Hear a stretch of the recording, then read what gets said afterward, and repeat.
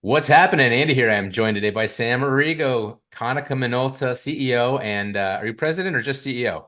President and CEO. President and CEO. All right. Well, welcome, Sam. Good to see you. I've been spending a lot of time with you Yep. online and in person already this year. So let's jump into it. You guys had a really big call last week. You sat down with the analyst community and you gave us the update. And I thought, rather than me try to write something, for goodness sake, maybe we just have you come on the show and talk about, some of the highlights of that those announcements. So it started with your financials last week that came out. Overall, tough quarter for Konica Minolta. Wasn't your worst, wasn't your greatest. Yep. But we were talking before we started the call that's Konica's a big company, and we follow the U.S. So I thought maybe we could dive in a little deeper today and look at overall what's going on with Konica, but then specifically what are we doing here? What's happening here? So All right. off we go. Yeah. So good to see you, Andy. We just spent quite a bit of time together, and so it was good to get caught up.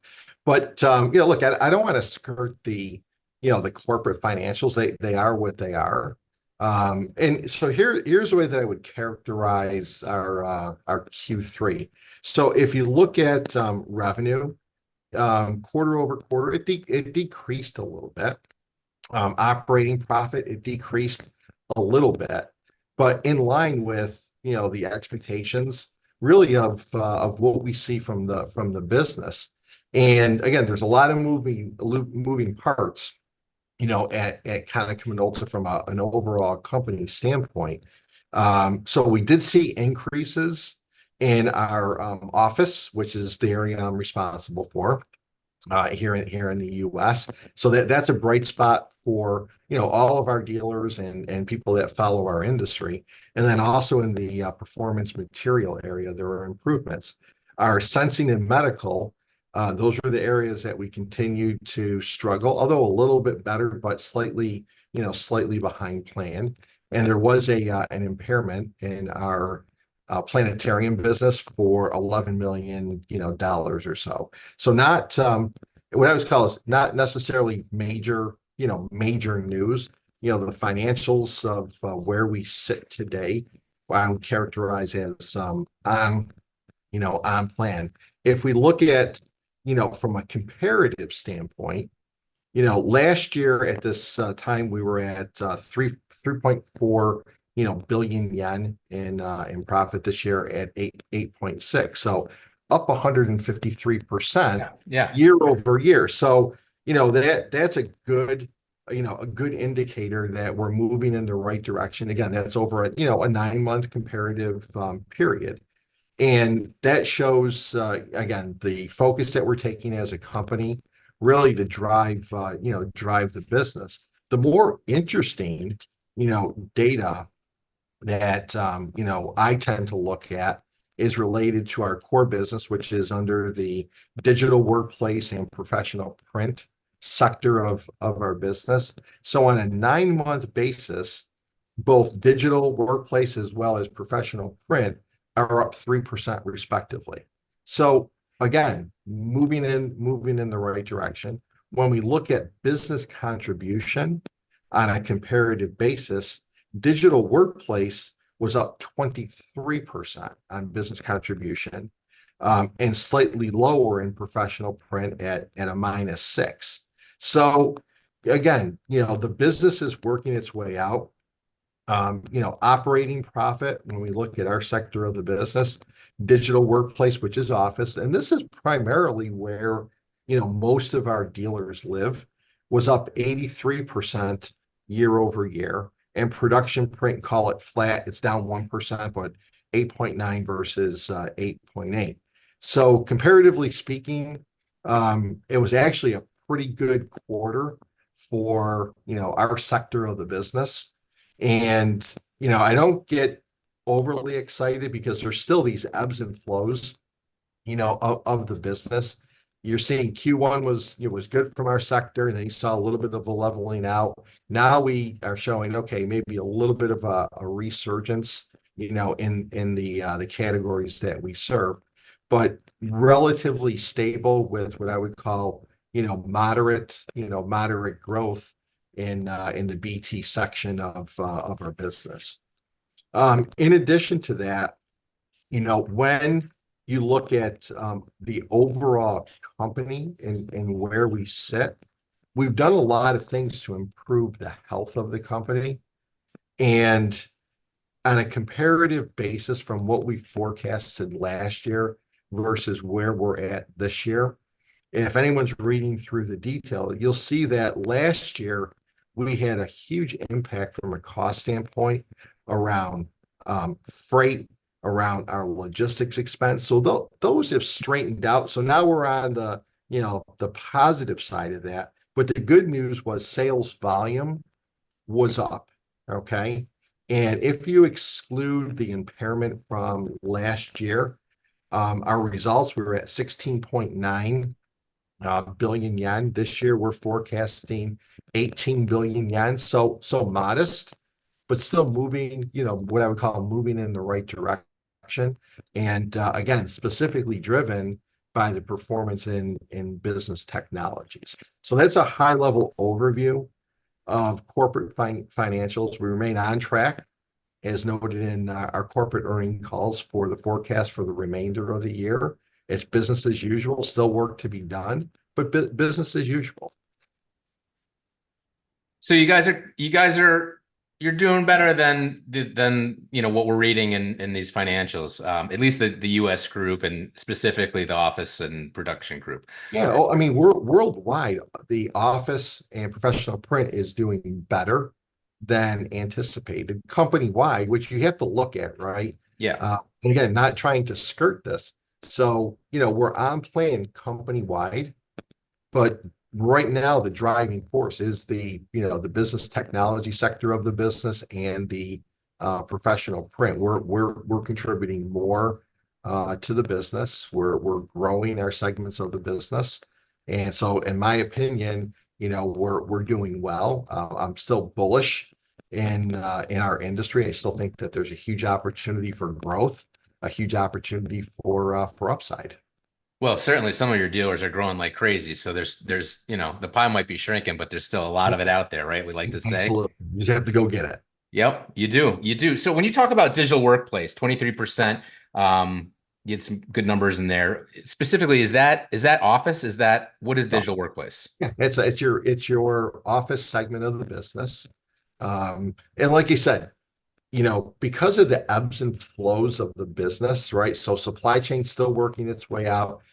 Dealers are moving, inventory and now starting to replenish. The same thing with customers that have had pent-up demand. They're now taking, more units. And I do think that you have, our fiscal year ends in March. You have another 60 days to start to work through this. 2024 should be more predictable in terms of what we would see from a historic standpoint versus these big spikes. Like, for instance, our Q1 was very good. And normally after coming off of a strong Q4, your Q1 would actually be your lowest, right, revenue quarter. But this year it was not, Huh. right? So Yeah. you're still seeing the ebbs and flows of the back orders, of customers taking inventory. And you've got another probably year or so before we get back to what I would call a normalized, run rate.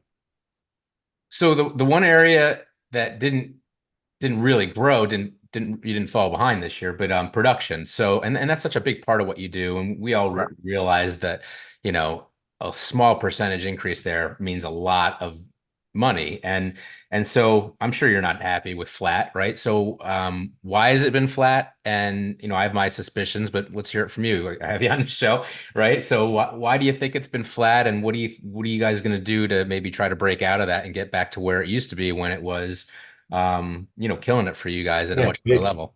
Big growth. Yeah. So that is an area that we are heavily focused on. We continue to reinvest in both channels. Although this audience is, primarily, dealers watching what's going on, there are other, individuals that might be interested to hear a little bit about, the direct channel. So we're split about 50-50, Okay. right, between both channels. Our dealer channel is actually right on their number. Direct is slightly behind. So we are putting more resources in play in our direct channel to make up, the gap. Dealer is, like you said, pretty much on plan, maybe a little bit behind, but not as much as, the direct channel right now. And the way that I would characterize this is, we shipped a lot of units to dealer at the end of 2022 year. So pent-up demand. Our direct channel was lagging. Okay, so now they're playing catch up. We're actually still playing catch up. What we would expect is, and primarily our Q4 is the biggest area for growth for the direct channel. So opportunity to catch up in Q4. We're putting a lot of effort there, and still very bullish, in both channels. We have to both grow. It's good for the company. I think it's really good for the marketplace. So this is solely around resources in the field to go drive production print. You mentioned both channels a couple of times, so I'm going to take it a step further and ask you about that other channel, that direct channel, which is, as you mentioned, pretty much almost a 50% or give or take 50% of the Konica Minolta revenue. Big rumor over the last year that you guys were going to get rid of the branches over the last few years. You've sold off a few to Dex and POA and All Copy and some of the other guys. You said on the call you're not dumping the branches, and that's kind of what the rumor is, right? That you guys are getting out of branches. You're doing what some of the other OEMs have done over the last few years, and you're just going to focus just on the dealers. So let's talk about that for a little bit while I still have you here. So yeah, so let's dispel that rumor. So we are not selling branches. I'm actually adding resources into our direct branches. The ones that we sold were in locations that were just better served by dealers, right? Where they had a bigger footprint. And I've explained this, multiple times. But yeah, just to dispel those rumors, we are not selling it. We have a very, very strong and profitable direct organization. We're going to continue to invest in key areas and verticalization. This year, I've added over 65 sales reps. We've also built an inside organization where I now have 40 dedicated people just doing inside sales. So, it's a very profitable piece of the business. Growing it is critical to help drive both our core product, but also how we service large scale customers. Today, the makeup of our base, it's not just SMB. We have enterprise customers. We have to cover them on a national and global basis. And having that footprint with our direct service, it is part of the value that is delivered to those customers as part of our core strategy. And this isn't all or nothing, right? I mean, this isn't to say that at some point you might not turn around and spin off a branch or two or even a couple in areas where it makes sense. But the overall strategy for you guys going forward, if I may, is a branch organization and a direct branch organization, and then the dealer channel. Yeah, and Just right like now, before. absolutely. I mean, right now I can tell you there's nothing in play. We're not looking. We're growing, and putting that good balance in between both dealer and direct. Excellent. Well, we're coming up to the end of your year. Yep. All good. April 1 is sort of fresh, clean slate. What are you looking forward Yeah. to going forward? And then I'll let you go. Yeah. So, overall, as we're coming out of, 2023, some really positive pieces of information. So, for instance, our top 4 dealers, Andy, we're up 104, almost 105%. Our top 25, they're at 104, almost 105% growth.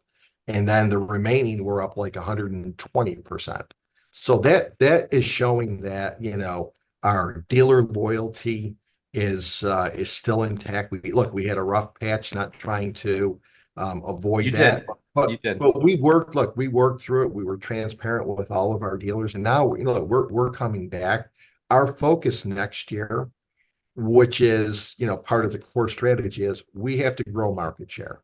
We're working diligently with our dealers. We put programs in place to help drive both office. We're starting to see the results of that. Same thing with production. Laura has done a great job being not only visible to dealers, but out and, with part of the associations and, dealer events where, Konica Minolta, we've always been a big portion of that. We will continue to invest in those business.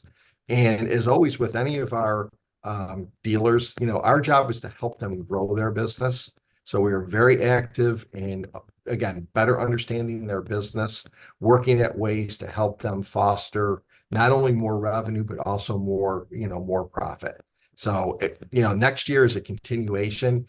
We've done a lot this year that I'm very proud of. I think, Laura and team have done a tremendous job winning the hearts and minds of, the dealer community, and we're going to stay the course, right? We've always been known as, kind of that premier dealer channel where we go the extra distance. We have the best people, we have the best products, and we lost a little bit, during COVID due to supply chain, but we're back. Well, it's good to hear. It's fun following you. It's tough to, I'm not a financial person. Your quarterlies come out and I look at them and I do the best I can, right? But I'm a copier salesperson. There was a Yeah. reason. There was a reason for that back in the day. But it's tough not to get caught up in when you don't really think about the medical and some of the sensing and some of these other Sure. areas that are sucking, maybe sucking more than their share of the revenue, or they're lagging behind, and you're Right. and you're not the only one who's dealing with that. Some of the other organizations, your competitors are dealing with similar situations. So, but from what I'm hearing, that the office is healthy, production was solid and could do a little better, and you Yeah. have plans for that, and things are going well for your group. Yeah, absolutely. And like you said, my job as the CEO and president here in the US, manage the business that I'm responsible for. And US operations are strong. And we're going to continue to drive, our portion of the program, hopefully over contribute, generate more profit for the company from both channels. And just keep fighting, because that's what it's not easy. I would never say that this is easy by any stretch of the imagination. But look, we're a company. We've been around 150 years. We have survived a lot. We'll continue to survive. And the future, we'll look at the future one day at a time and try to make strategic plans to make sure that as a company, we're doing all the right things for our customers and for our dealers. Well, I greatly appreciate you coming on and straightening things out. We will see you, I think next week, maybe in Yeah, the next week or two, right? There's a dealer meeting down in Florida, so we'll see you down there. we And are. Sam, thanks so much. You're gonna be pretty But sick of us by next week. Thanks for coming on here today, and you have a great week, and we'll talk soon. great. Thanks, Andy. Have a good week. You too. Thank you.